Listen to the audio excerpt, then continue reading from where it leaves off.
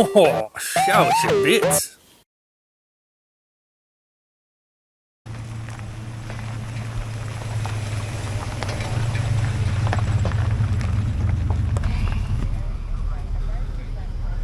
Why, Mitiga, Budger and Awanya, Yugo and I are Dark and Young Ngurrawa. Hello friend, good to see you. Today I'm on Dark and Young Country, up here in Only State Forest, and I'm joined here today with Tappie, and today, Tappie is going to show us his bits. How you going, mate? Good, how are you, mate? Yeah, good buddy, good buddy. Now, mate, this is something completely different. What the hell is it? Okay, so it's 3 cars into one. Yeah. It's a HT Monaro sitting on a Nissan GQ Patrol chassis with a Commodore injected 304 5-litre in the front. Right, now, mate, I'm going to kill the elephant in the room, and you and I know we're all going to get asked this. Why the hell would you cut up a perfectly good classic Monaro and put it on a patrol body? Because I could. There's a bit more to it, though. It is. Years and years ago, to pee off an old bloke down the Holden Day show, who I used to have another Monaro, he would go in with his Kingswood, always win, low mileage, couldn't figure out why. Worked out he towed it to the shows. Yeah, right. Then drove it in the gates. And we found him one day unloading it, and I said, oh, I'm going to buy a 4-wheel drive and tow mine in too, just like you. And just to annoy you, I'm going to do a Monaro 4-wheel drive. He said, you can't do that. Well, you don't tell me you can't do it, 'cause we find a way. So that's basically what happened. I was always going to do the Monaro. But in a fate, let's say, the right shell found me and I found the right shell. When I went to get it engineered, it looked like it was an unregisterable write-off. So it wasn't a perfectly good Monaro in the first place? It's not actually a GDS. It's a 161 through on the tree. Right. So the street machinists call that Monaro the taxi. It was the base model. But because it had been written off, everything had been done, I kind of felt a lot better when I did do it. Both rear quarters were T-bone, front K-frame had been ripped off. Yes, it was a lot gone. Of damage. And most, particularly the enthusiasts and the purists, think, why did I do it? Well, when you get a shell like that and it's unrideable, people cut them up, crush them, bury them, rust them away. To me, I gave the old girl a new life. Well, that's exactly it. Rather than going to scrap, you've rebirthed her, so to speak, and given, mate, think outside the square. That's what I did. So, she's a HT Monaro, obviously GDS replica now. With the Monaro, it's got the VN Commodore 5-litre in it.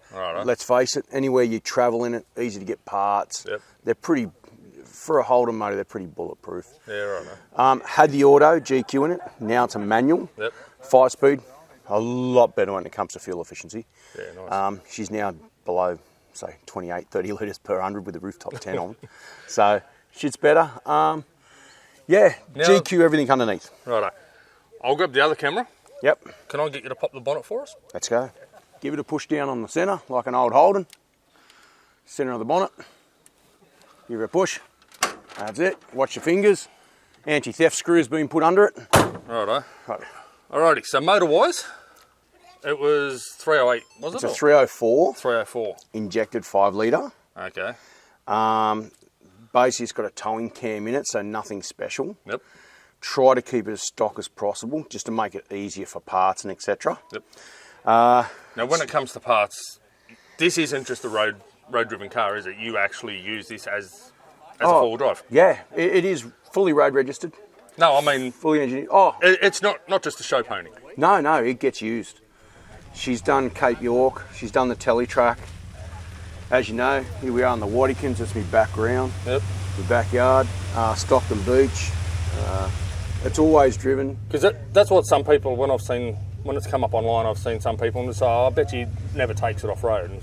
But you do, you actually drive it. Oh, it's driven, and it's driven hard. Like, it's not perfect, it's got scratches everywhere from a couple of weeks ago. I was at the back opening up some more tracks up the back of Dungog. It wasn't all that long ago, it was off the road for repairs again too. I'd been off the road, gearbox problems. But look, it's got dents, scratches, bit of the rust is coming back, obviously all the beach driving, and it gets used. But under it, it's dual batteried, obviously the winch, VL Commodore air intake, just the best one to fit. Ironically, putting the new 5-speed in it, it's got some Hyundai iLoad parts in it now, like the brake, the clutch booster, the whole clutch frame underneath has all had to be done because of the difference between the Nissan side, the Holden side, what hooks up, what doesn't. It surely would have been an absolute mission to get it all matched up and working right together. Look, I have to thank a local mechanic, John Dale Motors. He's Megan and Adam and his crew. Like, they built it, helped me build it, look after it, maintain it for me, fix it when things go wrong. So, and because I use it so hard, you know, she gets a fair share of services. Yep. But yeah, it's built to be off-road. Like, it'll cruise now. I'm now looking at touring, hence the 5-speed's a lot better. Yeah, nice. A lot better. But it's, yeah, I've had it out. I've done all the stuff around into here. I'd love to go around Australia in it. Yep. That's my big plan. Alrighty, bull bar. Okay. We'll start with that. All bars are all grunt bars. Yep. Factory fit to the GQ Patrol chassis. Righto. So that's just pure GQ Patrol. Yep. Grunt down in Victoria, really good. Obviously, I know I get heaps of crap for it, but Kings, obviously. Look, Kings is cheap, but it works. It is, and it's like being a four-wheel driver for a long time now. It's the same as when I first got the rooftop tent. I got another Kings. Yep. I had the Gordy gear, had the $3,500 one. I've got to go through 3 of them to justify. Yeah. So, look, it works. The Kings lights work. It's good. GMEs, 2 ways, obviously, on it. So I'm winch. guessing, like me, you're more of a fan of GME products than other products, or Look, you've been in the four-wheel drive industry for a while, so I'm sure I'm going to say GMEs on this one, but don't get me wrong. On my second car, I got unit in. Yeah, right. It just depends. Like, I'm not one that's going to go out and purposely just buy the best of everything. I'm like an average person. I'm looking for a deal and what works. Oh, mate, don't we all? And that's just what happens to be what was on special or what was going at the time. Yep. It's horses for courses when you look at what you're doing it for. Like, I know truckies that will go straight to Icon. Yeah, right. But distance-wise, and again, people don't realise with the aerials, just because it's big, it doesn't mean it works as good. Well, that's right. Like, it's horses for courses what you want to do. Yep. Yeah, I can see you've got a couple of different ones. Yeah, this one's small. That one's a bit bigger. So that's obviously the bigger arc going forwards, backwards. Yep. This one's more for the surrounds. That's actually the radio. Okay. And I normally set the height for when the rooftop tent goes under. I can see where my garage roof is. I was actually going to ask you with that. So have you got 2 UHFs in the car? I've got 2 UHFs in. All right, One's hidden. Yep. So we'll have a look at them when we get But in the car. you can see the controller, yeah. Yep. Winch on there, what winch Winch, it's just a standard, it's just a Kings one. It's Just just a River Dominator or whatever. Yeah, Dominator or something, yeah. Yep. And that's all it is. I can see you got the rated recovery points out Yeah, in front. Superiors, Yeah. rated. Yeah. But as I said, it's just what's available at the time, what fits. Again, when you're putting 3 different cars together, you've got to be make it selective. work. Yeah, has to work. Okay, moving on to the side. You've got some pretty solid bar work there. They are. They are. You did say you do throw a rooftop tent on here, so I'm guessing that's That's been made for that. Yep. So you'll see the side bars first, the sliders, rock sliders. Yep. They're, again, grunt, bolt straight on. I had to have them for engineering. Side protrusion laws now with the trucks for the heights.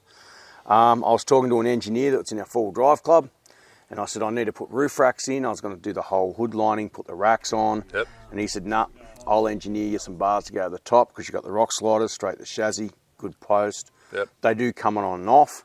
Obviously, they're on at the moment. They can be bolted off if needed. Bolt on and off, yep. They're steam pipes, 3mm steam pipes. So am I correct in thinking that you occasionally have scrub bars at the front as well? No. I thought I've seen scrub bars just on the this. front of it. The first time I put this out, like the Mark 1, had the old rubber, Clark's rubber, wheel arches and so forth, and mud flaps, and and obviously that just didn't make it look good. So at a car show again on the coast, picked up a bloke, and he said, let's put RA Rodeo wheel arches on it. Yeah, right. So they're both front and rear, actually front wheel arches from the RA Rodeo.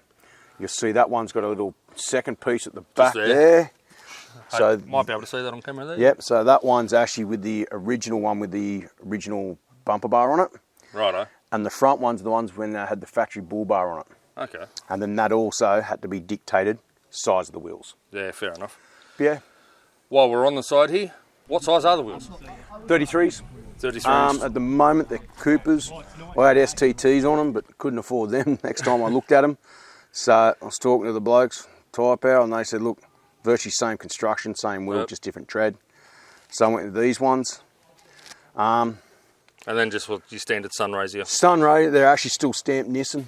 Nissan Patrol. Righto. So again, for engineering purposes, everything from the transfer gearbox down, 100% Nissan Patrol. Yeah, right. And then again, that will make it a shitload easier for you to find parts when you are heading remote and that. Engineering, tick off, Yep. all done, like wheels, rims, Nissan on them, brakes, Nissan, everything's Nissan. Yeah, So, a lot easier. Makes it easier. You can see it's got a bit of a lift in it. Yep. She's about as you can see over there, she's about a 2.5 inch lift. All right. On 33s. Again, headlight heights are what restricts you on the road for insurance, for engineering, insurances and regos. So that's pretty standard. Yeah. I don't know if you can see it, but actually had to change the fuel cap around. So Monaros are actually usually on the passenger side. Oh, okay. So that's all been pushed around. Yep. It's got a dual tanks in it, the factory dual tanks from the Nissan Patrol. Yep. For the touring versions. So I've got a 90 litre and about a 60.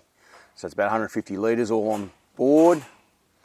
Plenty of fuel to get you around. But being the V8 too, it probably I'm going to need it uses a fair bit. I'm going to need it. Now, around the back, you've obviously got a very custom bar on it. Ironically, again, it's a factory grunt bar for a GQ Patrol. All right. It does its purpose. We've had to weld a bigger, thicker template and that on the bottom of it just to get the angle and the profile of the Monaro. Other than that, it would have bolted straight back onto the Patrol chassis. And you've still got access to your boot and everything for your storage? Yeah, yeah. So obviously, old school Monaro keys. Yep. She's full. I packed it for the day. Again, space-wise, very hard to do. It's not like it's a wagon, a GQ. Yep. To try and fit a heap of camping gear, recovery That's gear, and right. everything else. There's actually 2 fridge slides there. I've got the fridge over here. There's a fridge slide there, fridge slide there. Right. That's so I can pull it forward to get to the back of it. Yep. So you have to think smart, otherwise you've got to climb into it and everything like that. Yeah, it's fire extinguisher, everything's in it. Yep. Max tracks, as you can see, standard. But So yeah, you make sure you've got all the safety features and all that sort of stuff. all that's there, yeah. Yep. Couple of spare parts. Yep. With the swing away arms, do you have dual tyre or is it just always the tyre? It's a tyre and that. I had the option and Grunt were very good. They were going to send me an extra one, but I said, don't bother. I wasn't sure if you had the option at home or something to be able to throw a second tyre on there. I did, but and they do come off. They're very well designed. They're just like, they just pop on, pop off, so that can work easy. Spare tyre, obviously, I got nowhere in the boot I could fit it, so I had to put it on the back. And obviously run the V8. I prefer to have fuel or water than I would another tyre. Yeah, fair enough. Like it's, fair enough. You know, if you do a tyre, you hope it gets you out of trouble just enough to get it fixed. And you can always carry punch repair kits and stuff like that. I've got punch repair kits. Everything's in there. Everything keeps in there. So and obviously having the tyre and the jerry can and that on the back here, you've got to modify your lights to still be able to be seen. So do these ones actually work at all? No. So no, you've got to use the bottom ones. Legally I can't use those. Yep. I have to use these. The lower ones. These were the factory ones. You'll see them with the actual reflectors on them as well. These, because of vision, for when I went through engineering, I had to put them on the side and little reflectors on the side. Yeah, right. So again, I little things like that all add up for your engineering. And it does, and people don't understand how pedantic things get. Yep. And as I said, I made sure, really good engineer at Newcastle. And he's very hard, and I knew that he was going to be very hard going in, and that's what I wanted. Like, that's what you need. Well, you want the car to be right, legal, safe. I want to go around Australia and not be picked on. And I've been lucky so far that I know a lot of the locals here know it, and Police and that know the vehicle. They see it. I'm happy for them to come and check it, sit in it. Yep. I'll let kids hop in it at car shows, as you know. Yep. Like, you know, it's been on other areas and people just know it. So, well, you guys would have actually seen this just briefly in the last surf sanding videos I did late December 2023. You would have seen me walk past these then. Tappie and I have been talking about doing this video for a long time, so finally getting it done. I can see down the bottom there you've got some. They just reverse lights or just? They're just camp lights. Yeah. Just camp work lights. That's all they really are. They're not reverse lights. They're not hooked up to reverse. Yeah, right. Just for when you're out camping, you need that. Just bit camping. extra If I need something down there, that does. Yep. Single exhaust, obviously. That's all I want, and it's custom exhaust system. Not really. Well, it is in a sense, but it's very quiet. Yep.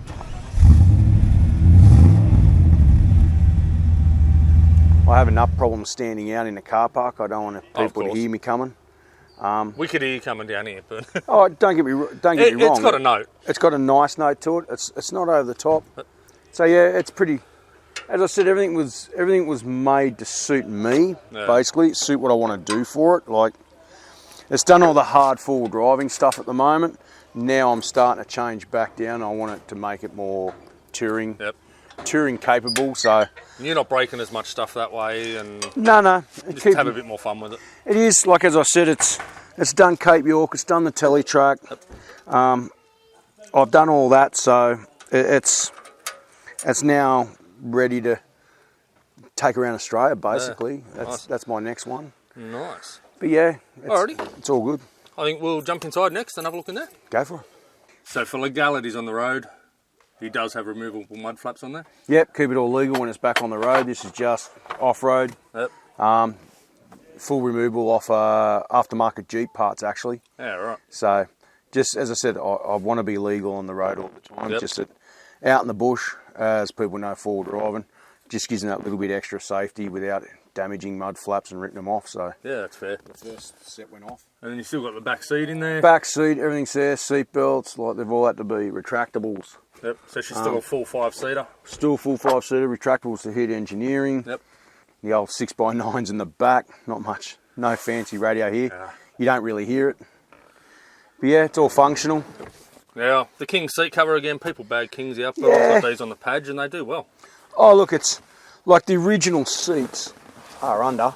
Yeah, they've all got retrimmed, and if you like, you want to look after them too. Yeah, I'm in two worlds. I'm in the street machine way, like the vehicles, and I'm also in the off-roading. So there's a balance. It's got all the nice interior if I want to show it underneath. Yep.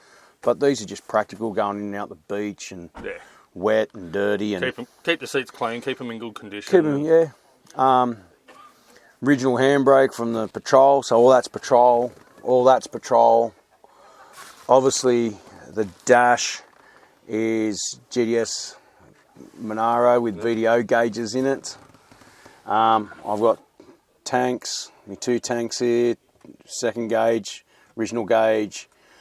Winch, in-cab winch, so I've got full control if I'm by myself solo. So you don't have to actually get out and use the winch? 100%.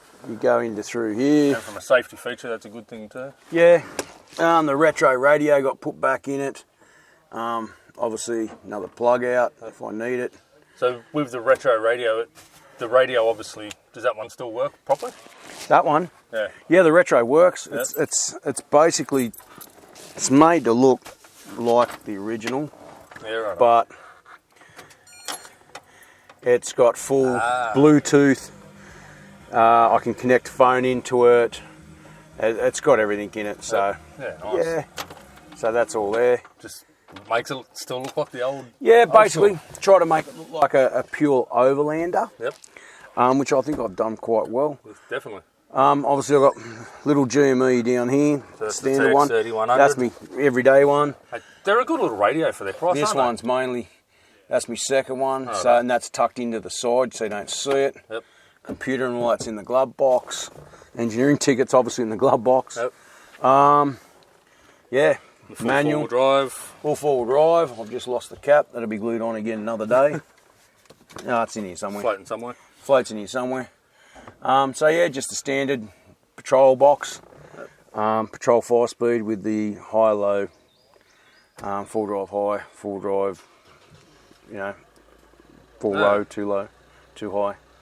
Nice. But yeah, it's just kept it pretty tight. I know the wiring's a bit of a mess at the moment, but that's going to be, I hope in another couple of years that gets pulled back out again, and I'll put another loom in it, put the original GQ loom in it, instead of being the custom one. Get it all fixed now.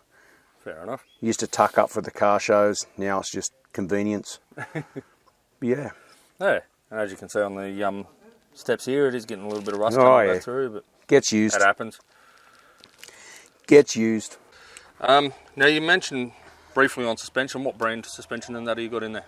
Okay, so it's an off-brand, Alright. and I'm trying to think of it now. It's just gone past me. It's like Commando. Okay. It was a trial for them, so they gave me a really good deal again, looking for a deal. It's about a 3-inch when it's fully all done. Shocks are the same, it's like a part. So it's basically anywhere a GQ Patrol with a 2.5-inch on 33s go, I go. Yeah, nice. That's basically what it's set up for. Nice. I've got a big return to centre obviously at the front. Yep. Obviously the GQ wobbles when you're doing over 80, 90, 100k down the freeway, so fix that, put a return to centre at the front. Alright. And then it's all standard limited slip diff. Yep. I don't have any lockers in it. Okay. To be honest, I don't want to put lockers in it. Because then you'll want to send it too hard? Well, not that. I've had the big trucks with all the lockers all round, and I've really got bored driving it. Yeah, right. You just The lock LSD it in. just makes it a bit more interesting. Yeah, lock it in, point, shoot, and up you go. But at the same time, like, you're part of the Central Coast 4x4 Club. Correct. And I know you're an advocate, a lot like myself and a number of others, not to be out there ripping up the track. Oh, you got to tread lightly. Yeah, 100% look after it. So even though you don't want to put the lockers in there and things like that, you're not going to be out there spinning the crap out of your tyres and ripping up the tracks and things like that. 100% not. You'd rather jump on the winch. I prefer to do the winch or a quick tow before a snatch. Yep. Like again, when you get it right up into that 4-drive scene, you understand the hierarchy of recovery and tread lightly and you abide by all that. And Nissan made a really good limited slip diff. Yeah. And look, I'm not gonna go either way. Like there's vehicles I've driven. I've been lucky enough to be in the association, be a trainer for the association. Yep. I know Get About and all those people, and they are phenomenal with their training and towhead and etc. Now, if you watch back at my video on the Sydney 4-wheel drive and adventure show from last year, you'll actually see Tappie down there with recovery with Get About. Yeah, with Get About doing the recoveries down there. So max tracks, everything like that. Like it's again, I was that young person. I understand where now you're looking at entertainment versus influences on this whole social media part. Yep. And obviously having a vehicle like mine, I can't just be entertainer. I've got to be somewhat of an influencer because it's so well recognised. But you want to be setting the right influence. 100%. You've got to set the right example. It's, as I said, as a young bloke, I couldn't afford to fix my truck every weekend. Yep. So again, like yourselves, you get in a nice little group, you get in a good 4-drive club, and you get taught the right way. The right way of doing it. Was Central Coast 4x4, Central Coast 4 Drive Club. When you join to the club, you guys actually get training, don't you? We do in-house. Okay. So again, like, I don't want to bag people or push people here. Personally, you've got to go with what suits you and your family at the time. Our Central Coast 4 Drive Club, all vehicle makes. Yep. Anything and everything. So we go from Brumbies to Sierras to everything up to the customs. Yep. And Clean Up Australia Day last year, I was with a couple of people from Central Coast 4x4 Club. Yep, so we always do the community. We always donate, let's say, to the Fiery. We have a good relationship with Dharug, with the hospital, the Fireys, the voluntaries, just in general in the community. Like the floods, we went and helped. Yep. We even got our own tradies out there with the excavators to help. Yep. We do a lot for that. We helped the farmers during COVID and all that. We sent tanks of water out to them during the droughts. And all that comes as part of a club. Yep. But again, with the club, and you're looking at, we are more on the association side of things. Not to be, that type of pompous type of four-wheel driver, don't get me wrong. We've got our classes. You go A, B, C, D, E tracks, and we'll have groups that we'll do the A's and B's, obviously. But some of them we cater for the camp trailers, the caravanners, the tourers, the heavy off-road. People just like beach. People just like to sit back. We've got our own little... So you're trying to do meets and events and everything? A bit of massive mix, yeah. Full drive show, obviously. And you've also got to look at, like, when you join a club, you've got so much experience in the club with different people. Different styles of driving, different products. And even though I haven't joined a club, I definitely think it's a great idea and a great option for anybody, especially just getting into four-wheel driving, to really learn how to drive your vehicle and do it in a safe and controlled environment. Oh, look, we do our own in-house awareness, driver awareness facilitators. I'm part of that now. I've taken charge of that again now. And again, you join the club, you haven't had a full drive at all. Yep. We will be to the point, we'll show you how to let your air out of tyres. Yeah, nice. We'll show you how to engage full drive. Because new people go out of their Commodore, their Falcon, BMWs now and Europeans, get into a full drive and go, what's this? What's going on? Same as when you get people in the old dinosaurs like this, they go and buy your Pajeros and stuff like that. And they look at the dashboard and go, what are these buttons? But and again, it's like your Pajeros, your Discoveries, and, everything like that. Every vehicle's slightly different, manufactured slightly different. Whether or not... Different setups. Whatever different brand you've got. And it's, as a club, suits you, suits your family. Yeah, that's right. And we'll help you understand that vehicle to get its potential for you and what you want to do. And get out there and really enjoy it. Oh, yeah. What's the one thing you would say to the person just getting out there in their first 4B? Okay, don't go and buy everything. Go and talk to people, whether it's a Facebook club, whether it's a proper club. And I'll say that as more of a club that's with the affiliation association. Go and talk to people. Don't go and buy. Don't walk in there and go, I need this, and this. Actually spend time with the vehicle. See, is that vehicle suited for you? Is that what you want to do with the vehicle? If you want to go hardcore, fine, build a custom. If you want a tour, go get the touring wagon or the dual cab ute. It doesn't mean that some of you just want to go around Australia and just go on the road with the family. To be honest, personally, I wouldn't buy the 79 or the 200 or 300. I'd go and get a light truck licence.